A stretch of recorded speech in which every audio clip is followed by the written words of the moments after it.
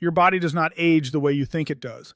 For decades, we were told that aging is a slow, steady, gradual decline, a gentle slope from youth into old age, like sand running smoothly through an hourglass. It's a comforting image, and it is almost entirely wrong.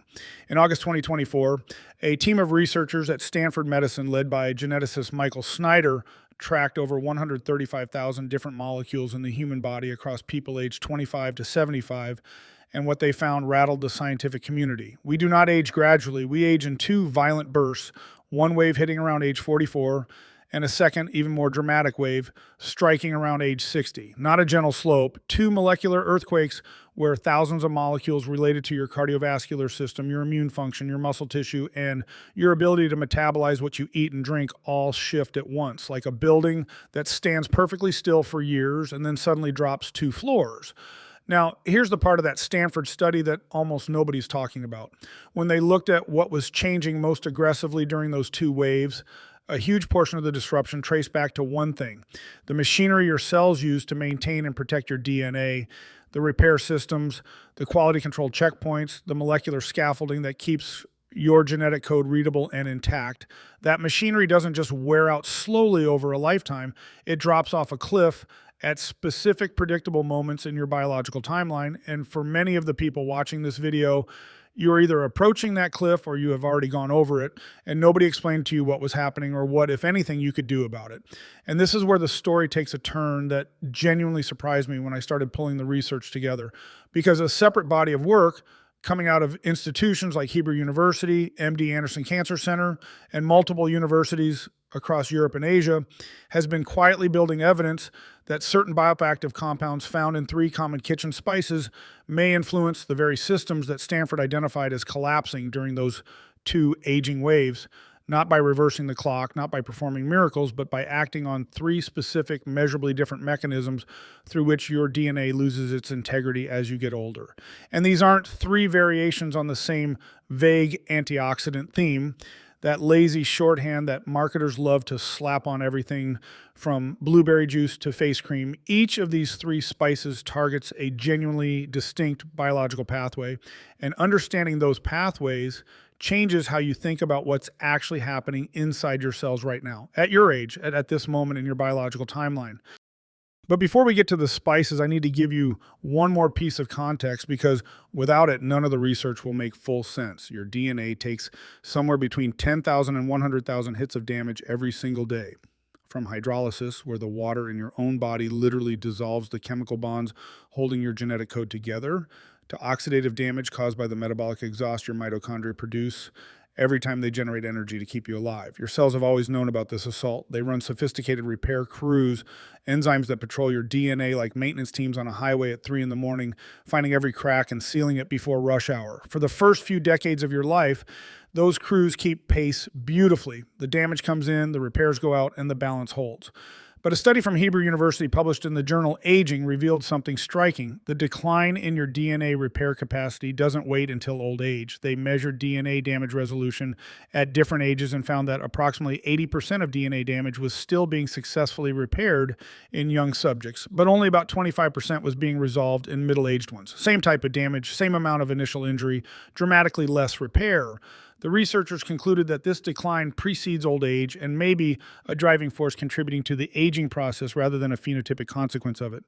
The weakening of your DNA's defense system isn't a symptom of getting old. It may be one of the causes. So this is the situation you're walking around with: DNA being damaged tens of thousands of times a day, repair crews that are losing their edge well before you'd expect, and at least 2 massive biological upheavals where the whole system lurches toward dysfunction simultaneously. The question that matters isn't whether this is happening. It is in every one of us, but whether anything in the scientific literature suggests we can nudge that balance back in our favor without exotic drugs or expensive interventions. And the answer, carefully and provisionally but genuinely, is yes. Let's start with the spice that surprised me the most. You've almost certainly heard someone tell you that turmeric is good for you. It's become one of those health buzzwords that gets tossed around so often it almost loses its meaning. Turmeric lattes, turmeric supplements, golden milk, turmeric everything. And whenever something gets that popular, the reasonable part of your brain starts to wonder whether the hype has outrun the evidence. So let me set the hype aside entirely and just walk you through what the actual research shows, because The real story is more interesting than the marketing anyway. The active compound in turmeric that researchers focus on is called curcumin, and it makes up roughly 3 to 5% of the turmeric root by weight. What curcumin does at the molecular level is not what most people think. The common explanation you hear is that curcumin is an antioxidant. It neutralizes free radicals, those unstable molecules that bounce around inside your cells and damage whatever they crash into, including your DNA. And that's technically true, but it's actually the least important thing curcumin does, because any single antioxidant molecule you swallow gets used up almost immediately, like throwing one bucket of water on a house fire. The real power of curcumin is that it activates a master switch inside your cells that scientists call nuclear factor erythroid 2 related factor 2, but you don't need to remember that name because even researchers just call it by its shorthand. What matters is what this switch does. Think of it as the foreman of your body's entire internal antioxidant factory. When curcumin flips this switch on, it travels into the nucleus of your cell and wakes up the genes that produce your body's own antioxidant enzymes. The heavy-duty industrial machinery that can neutralize thousands of free radicals where a single curcumin molecule could only handle one. This mechanism has been confirmed and explored extensively by researchers at institutions including MD Anderson Cancer Center and Kyunghee University in South Korea, and it fundamentally reframes what curcumin is actually doing inside you. It's not showing up with a mop to clean a small corner of the floor. It's walking into the control room and switching on the entire cleaning system. In clinical work, when researchers gave participants with precancerous conditions curcumin supplements at 4 grams per day for 30 days and then measured one of the most reliable blood markers of oxidative DNA damage, the curcumin group showed a significant reduction compared to baseline. Their DNA was sustaining less oxidative damage, not because curcumin was directly shielding each strand, but because their own internal defense systems had been upregulated and were doing the heavy lifting. Now, there's an important caveat that any honest discussion of curcumin has to include, and it's the bioavailability problem. Curcumin on its own is absorbed very poorly by your gut. Your digestive system breaks most of it down before it ever reaches your bloodstream, which is why you can eat a mountain of turmeric in your curry and still not get meaningful blood levels of curcumin. The simplest fix is combining curcumin with piperine, a compound found in black pepper, which research out of St. John's Medical College in Bangalore showed can increase curcumin absorption by approximately 2,000%. That's not a typo. Just a small pinch of black pepper fundamentally changes how much curcumin makes it through your gut wall. The other approach is supplement formulations that wrap the curcumin in fat molecules since it's fat soluble. And these typically run between $15 and $35 a month, depending on the brand. But here's what I want you to take away from the turmeric story, because it connects directly to what we're going to talk about next. Curcumin addresses oxidative damage, the chemical assault that free radicals wage on your DNA every second of every day. It strengthens the defense system that neutralizes those attackers before they can break your genetic code. That's one critical piece of the puzzle. But oxidative damage isn't the only threat your DNA faces as you age. There's another process, on the one that doesn't break your DNA, but instead silences it, changes which genes get turned on and which get turned off, and it does this through a mechanism that most people over 50 have never even heard of. That process is called epigenetic drift, and the spice that appears to influence it might already be sitting in your kitchen right now. To understand what ginger does that's different from turmeric, you need to understand a concept that has quietly revolutionized how scientists think about aging over the last 15 years. It's called epigenetics, and the simplest way to explain it is this. Imagine your DNA is a massive cookbook with 30,000 recipes in it. Every cell in your body has the same cookbook.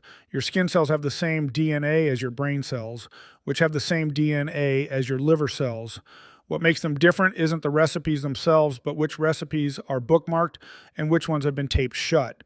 Epigenetics is the system of bookmarks and tape. It determines which genes are actively being read and which ones are being ignored. And it does this primarily through a chemical process called DNA methylation, where small molecular tags called methyl groups get attached to specific spots on your DNA to silence the genes in that region. When you're young, this system is beautifully calibrated. The right genes are turned on in the right tissues at the right times, and the ones that should stay quiet, like genes that promote uncontrolled cell growth, remain properly silenced. But as you age, that calibration drifts. Methyl tags start appearing in places they shouldn't be and disappearing from places where they're needed, like a librarian who slowly starts mis-shelving books until the whole catalog is out of order. Researchers call this epigenetic drift, and UCLA scientist Steve Horvath demonstrated that You can actually measure a person's biological age, as opposed to their chronological age, by looking at the methylation patterns across their genome. This epigenetic clock has become one of the most powerful tools in aging research because it reveals that some people's DNA regulatory systems are aging faster than their birth date would suggest, while others are aging more slowly. And here's the unsettling implication. Your DNA might be perfectly intact, not a single strand broken, but if the wrong genes are being silenced or the wrong ones are being activated, the effect on your health can be just as devastating as if the code itself were damaged. So what does any of this have to do with ginger? Ginger contains a family of bioactive compounds, the most studied being gingerol and Shogal. And emerging research suggests these compounds interact directly with the enzymes that control where those methyl tags get placed on your DNA. Think of these enzymes as the librarians who decide which books stay on the shelf and which ones get locked away. A 2024 study published in Scientific Reports examined how the primary active compound in ginger affected these methylation enzymes in human cells and found that after treatment, the activity of these librarian enzymes was significantly altered in a way that reactivated specific regulatory molecules that had been improperly silenced. In plain language, the ginger compound helped remove the tape from pages in the instruction manual that your body needed to be reading, pages that tell your cells to behave normally instead of growing out of control. Separately, a comprehensive 2024 review published in the journal Biomolecules by an international team from the Polish Academy of Sciences, the Bulgarian Academy of Sciences, and McMaster University examined ginger's effects across all 12 recognized hallmarks of aging.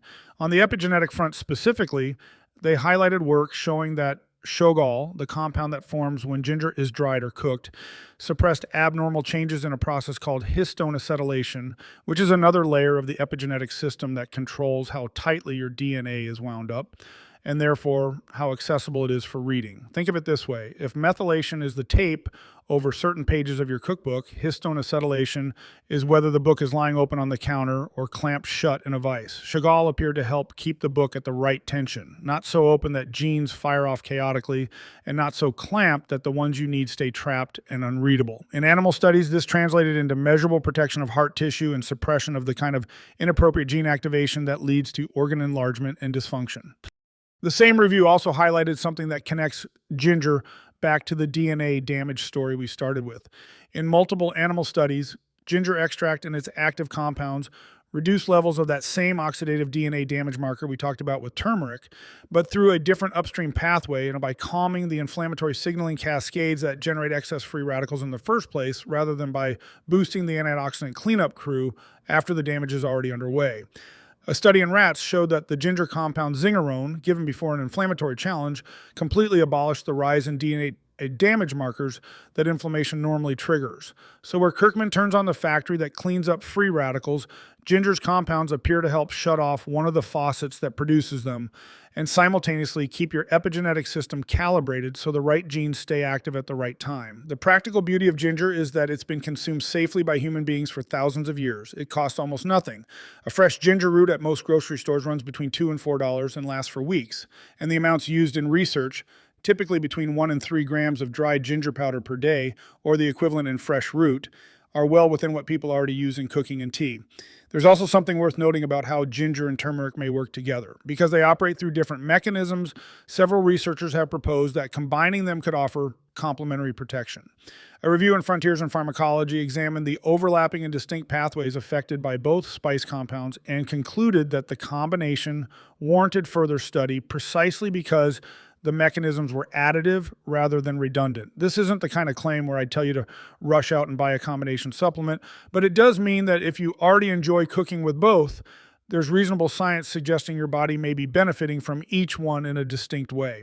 But now we come to the third piece of this story, and it involves a part of your DNA that most people don't even know exists, the protective caps on the very ends of your chromosomes. Because even if you reduce the oxidative damage your DNA sustains, and even if you keep your epigenetic markers properly calibrated, there's a structural problem that happens every single time your cells divide, and it's been quietly shortening the fuse on your cellular lifespan since the day you were born. Here's something that might reshape how you think about aging at the most fundamental level.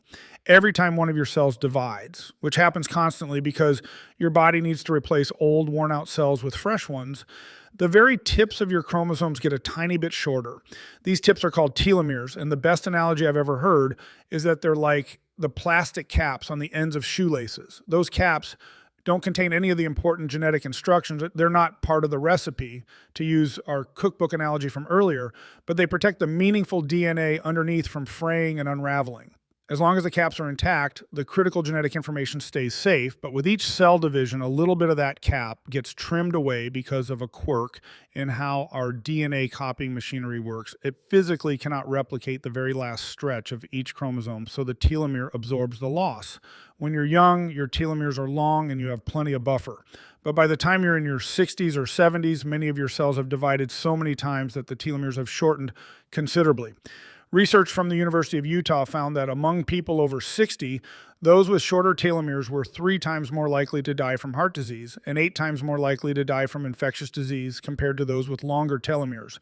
When telomeres get critically short, the cell receives a signal to stop dividing altogether and enters a state called senescence.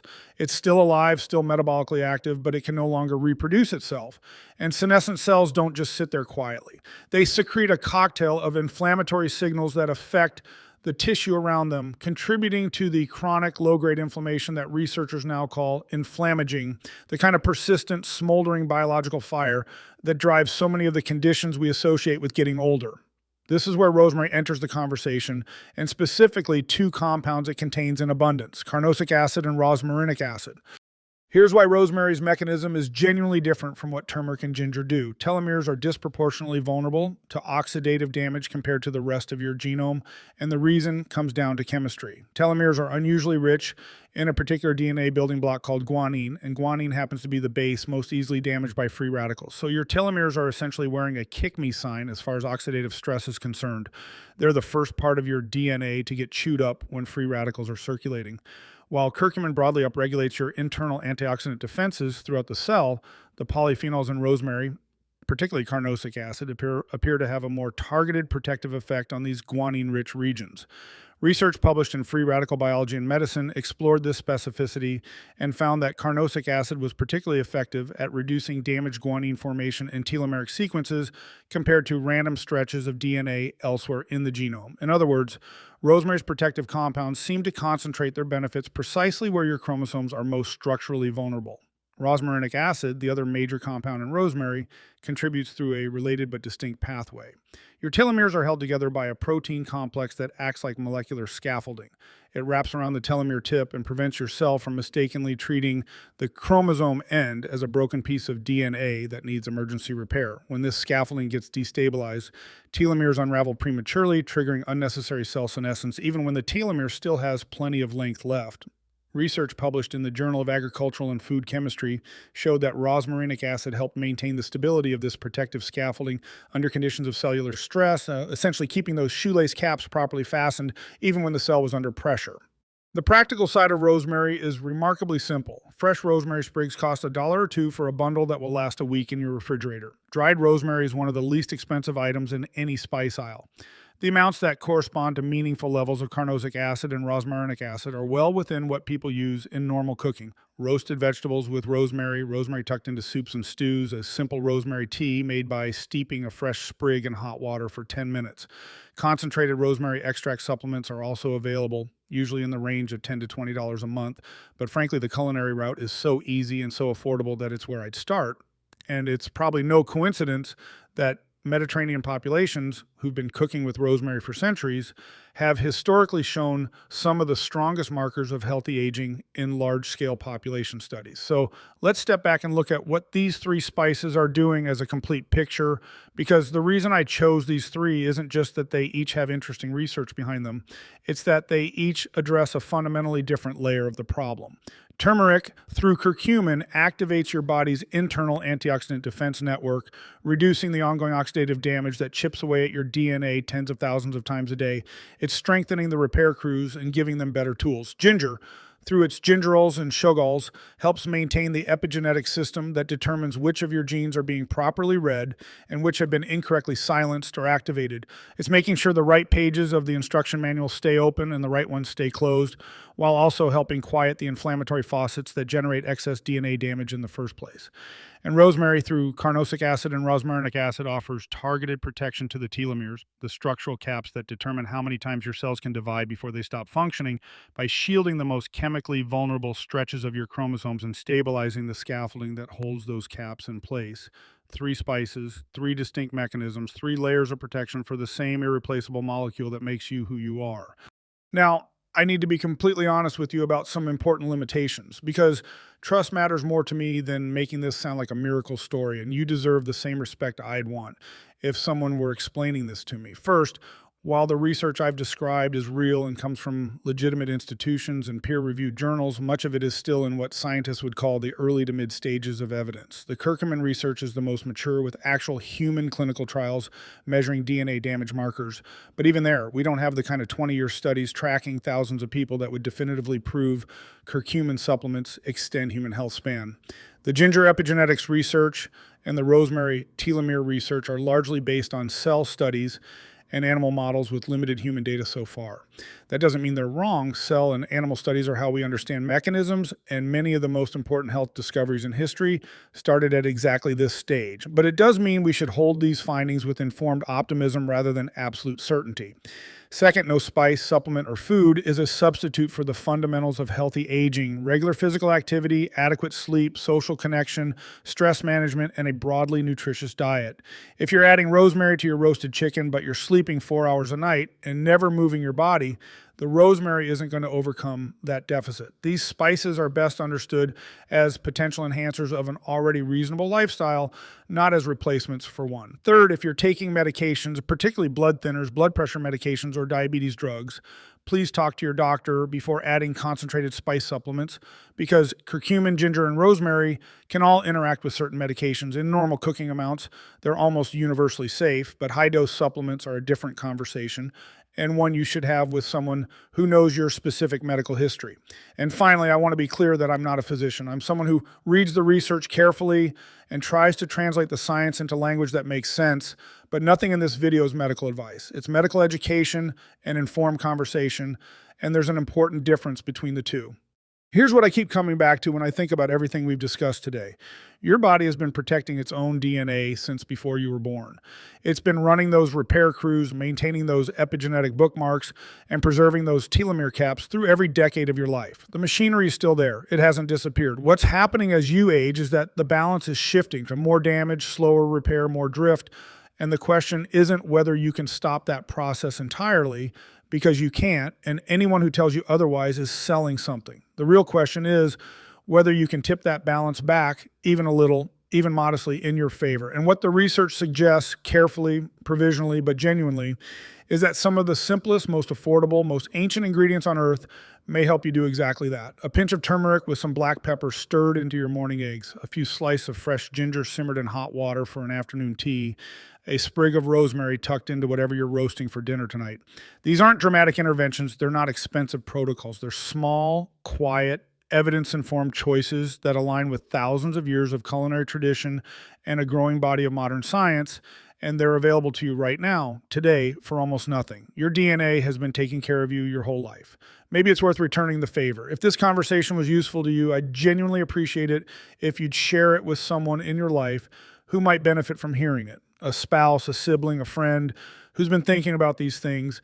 And if you'd like to go deeper into the science of aging well, there's a whole library of conversations like this one waiting for you on this channel. I'll see you in the next one. Take good care of yourself.